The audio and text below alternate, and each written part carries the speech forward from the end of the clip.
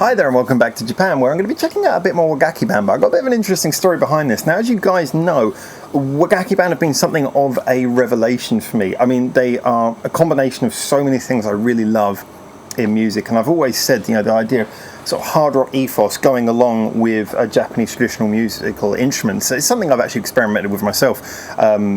But it's something where I've always been like, yes, this could really work, and I wanted to hear more of it. And then WAGAKKI Band just perfectly covered that, and also still being creative enough not just to rest there, but experiment with putting that into other styles.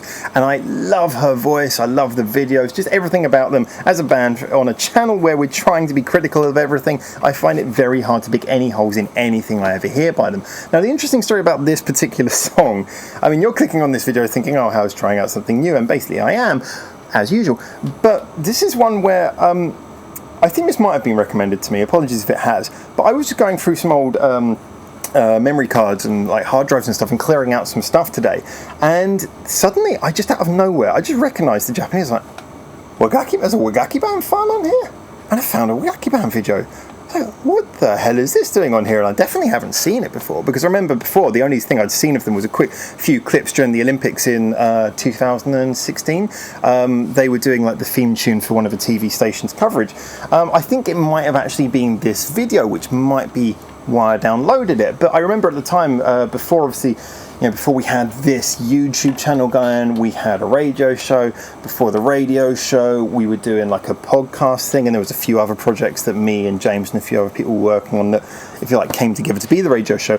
And on one of those particular projects, I was doing a section specifically about Japanese music. And I think this was something I downloaded for that, but I just never got around to. And so here we are. It's been delayed, and I'm picking it up for this channel now, so you can enjoy it with me. I think it's the one from the Olympics. You guys can tell me. I haven't actually double checked. Like I said, I've just got the file, popped it on my phone. I'm going to watch it. That doesn't mean I illegally downloaded it or anything, but how it got from the internet to my phone, I don't know. It was just on a memory card. All right.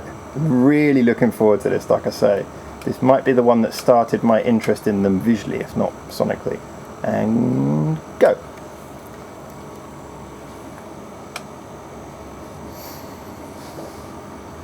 Hanabi. Yeah, this has been recommended.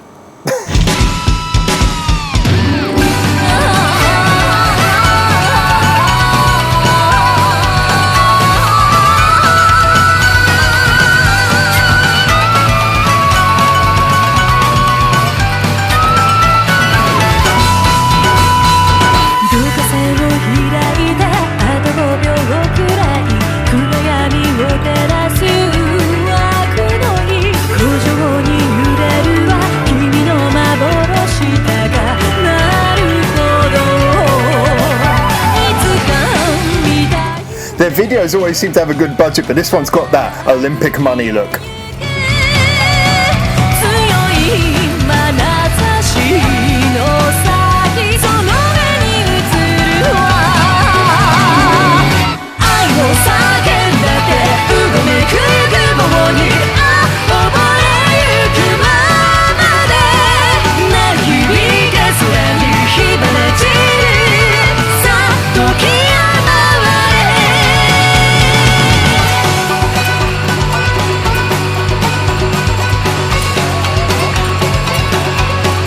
It's never a moment to talk, but that was a great chorus.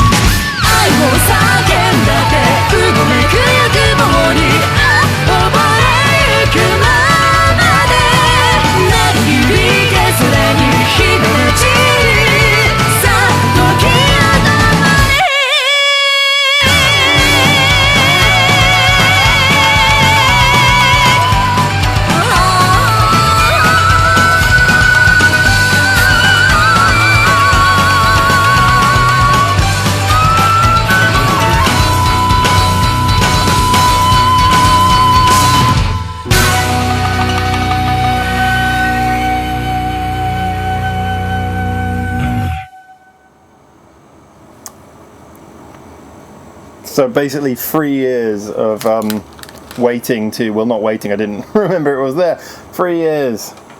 I haven't heard that song, even though I had it in a USB stick all that time. If I may speak freely, that's fucking good. I will pick holes gladly in anything, and I don't intend to be deliberately. I don't intend to deliberately look for things that aren't there. And I try to think about how things would appear in my opinion mostly, because obviously that's one I can justify, but also other people's opinions. I really, really, really, really can't understand why anyone wouldn't like anything about that. It's just, to me, I mean, I know that's from what it said on the video information, that's a short version of the song, so maybe there's a longer album version. Just working on what I'm listening to there, though. It's quick, it doesn't outstay its welcome.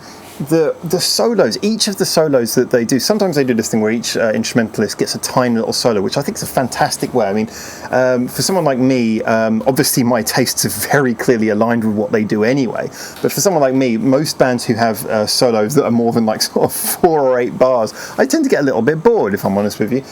So for a band like this, where each solo is delivered short and concisely, they all complement each other, and the backing shifts as well. It's not that they're all played to the same static backing, and just moving my little rolly chair.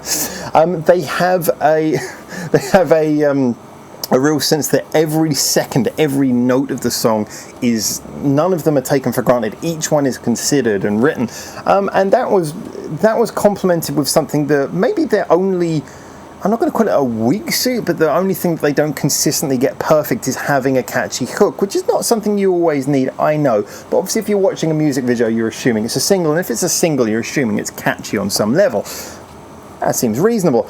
So for this to be so catchy as it was, this probably, I mean, it's a hard list with WAGAKKI Band anyway, but this might well elevate itself, in my opinion, to the top of the list after I've had a good few more listens through and really got to grips with it. But I'm absolutely adore everything about it. I got stuck in my head right now, which is always a fantastic sign. The video as well was gorgeous. I mean, like I say, they've got I don't think they've got any ugly or bad videos. Some slightly cluttered videos, but nothing bad. This one though just seemed to be exemplify everything which is good about that. The color palette was beautiful. It did their usual thing, put a nice background, show the band, and do some close-ups of her face while she waves the fan in front of you. But God, does it work? To be honest, they are very lucky that they managed to get hold of a. Okay, that was weird. For the first time ever in the history of this channel, my camera battery just ran out, but I keep a spare. Anyway, I was saying about the video. The video is absolutely beautiful, and one thing I just dropped that the battery in front of the microphone, so apologies if someone's ears are bleeding now. But yeah, one of the things I wanted to point out is that, in a strange way, because I was kind of saying, I've picked on them a few times for the Visual K thing. I mean, I'm not one to talk about fashion. I mean, what the hell do I know about fashion? But I always found the Visual K thing a little bit much when people do it. And I had a great explanation of why, what Visual K is recently. I can't remember who it was, but I was reading through the comments, quickly skim reading some comments to try, because I always try and read everything, even if I don't get time to reply. And there was one fantastic one on a video, not sure which video it was on, but saying that Visual K was basically something from where punks had been out in the street, but then to get out of, like, if you like, street life, not that street life is particularly dangerous in Japan, but to get off the streets, they kind of came together and they brought the punk style, and it somehow got into the musical scene. But anyway, I mean, like I said, Visual K is a little bit much for me, and I think it's something with so much hair preparation time, I can't understand it. Yes, I once had hair before, I do know what hair preparation involves, and so, for me, it's something, it's one of the few things I've picked on with WAGAKKI Band, but they are kind of lucky, if I may be so incredibly shallow, that first of all, they're all kind of young, good-looking people, and they have a lead singer, because they're always focusing on her face so much. She's got a lovely voice, and she's got a really nice face as well. She's got one of those faces that you can point a camera at and not be disappointed. Before the PC police come and get me for suggesting some people are good looking and some people aren't. But yes, anyway, it's something where I think that the whole band, they just seem to fall on their feet with everything they do. The videos always look good, the songs always come out great, they manage their sound fantastically. Yes, again, this is one of the ones that we've heard a couple of these recently where they are very much inside their style. This one, like I say, it's not like, was it Synchronicity or whatever, with sort of the jazz elements or any of their more rocky ones. This is more straight shooting, just what they do, which I guess is what you'd expect if they've been commissioned to do a song for the Olympics, which is, again, what I think this was. And oh my god, is this not better than that fucking awful one that was used on a bigger scale during the 2016 Olympics. I think it was the Nami Amuro one, and it was something about hero. It was a be a hero. It's just so annoying, and it was playing all the time, even after the Olympics finished. I hated that song. Genuine hatred. I'm so glad that didn't come up on this channel, or I might have had to throw my laptop out the window. Yeah, to me, I just think that if you're going to represent Japan, I think this comes up in the 2020. Oh god, I hope this does not expel WAGAKKI Band from a chance of doing the music for the 2020 Olympics. Because if you want to represent your country, you don't want some generic pop singer singing in English. You want a band like this who can deliver an undeniably fantastic song with a jaw-droppingly beautiful video, and all of it screams, "We're Japanese." Not in some sort of dodgy nationalistic way, just we're proud of our heritage and we've brought it into a way where you can find it palatable for a modern generation.